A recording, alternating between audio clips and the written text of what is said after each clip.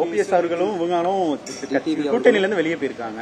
மீண்டும் அவர்களை இணைக்கிறதுக்கு நீங்க எதுவும் முயற்சிக்கிறீங்களா? உங்களுடைய தாட் என்ன சார்? திரும்ப அவங்களை இணைக்கணும்ன்ற ஒரு தாட் இருக்கா, இல்ல அது அவர்களுடைய முடிவு அப்படின்னு விட்டுறீங்களா? ஆனால் என்னை பொறுத்தவரை இரண்டு பேருமே என்டிஏ கூட்டணியில் இருக்க வேண்டும் என்பதை தொடர்ந்து நான் வலியுறுத்தி கொண்டிருக்கின்றேன்.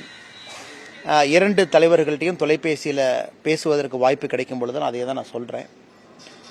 ஆனால் டிடிவி அவர்கள்ட்ட குறிப்பான அதே கருத்தை நான் வலியுறுத்திக்கிட்டு இருக்கேன். முதல்ல இருந்து கொஞ்சம் பொறுத்திருப்போம்.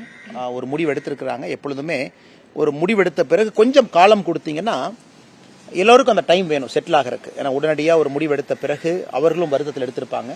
அதனால் கொஞ்சம் பொறுத்திருப்போம், காலம் கனிந்து வரட்டும். அதுவரை எல்லோரும் எங்களுடைய முயற்சிகளை செய்து கொண்டே இருப்போம். புதிய சர்ச்சைனால கிருஷ்ணசாமியும் ஜான்பாண்டியும் வெளியே போற மாதிரி ஒரு சூழ்நிலை உருவாயிருக்கு. தொடர்ந்து என்டிஏல வெளியே போற மாதிரி ஒரு சூழ்நிலை இருக்கு.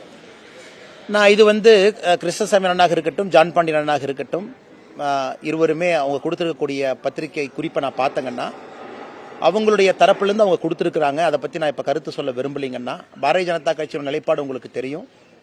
நம்ம எப்பொழுதுமே பசும்பொன் முத்துராமலிங்க தேவர் ஐயா, தெய்வ திருமகன் அவர்கள் கடவுளாக நம்ம நினச்சிக்கிட்டு இருக்கிறோம், கூட இருக்கிறோம். எப்பொழுதும் அவருக்கு அந்த மரியாதை கொடுத்து கொண்டிருக்கின்றோம். நம்முடைய பாரத பிரதமர் நரேந்திர மோடி ஐயாவிலிருந்து தொடர்ந்து நீங்கள் பார்க்குறீங்க. அதே நேரத்தில் இமானுவேல் சேகரன் ஐயாவுடைய விழாவிற்கு எல்லா ஆண்டும் கூட பாரதிய ஜனதா கட்சியினுடைய தலைவர்கள் எல்லோரும் போயிட்டு இருக்கோம். நானும் கடந்த 4-5 ஆண்டுகளாக தொடர்ந்து சென்று கொண்டிருக்கின்றோம். அதனால் எங்களை பொறுத்தவரை அது எதுவும் சர்ச்சையாக நான் பார்க்கவில்லை. பொறுத்திருப்போம். இது ஒரு பெரிய விஷயமாக நான் பார்க்கலீங்கன்னா எல்லோரும் அவங்கவுங்க கருத்தை வச்சிருக்கிறாங்க. அதனால் இது எங்கேயும் சண்டை ஏற்படுவதற்கான ஒரு சூழ்நிலை அப்படிலாம் நான் பார்க்கல. மறுபடியும் அதே தான், காலம் இருக்கிறது, பொறுத்திருப்போம், எல்லாம் சரியா இருக்குங்கண்ணா.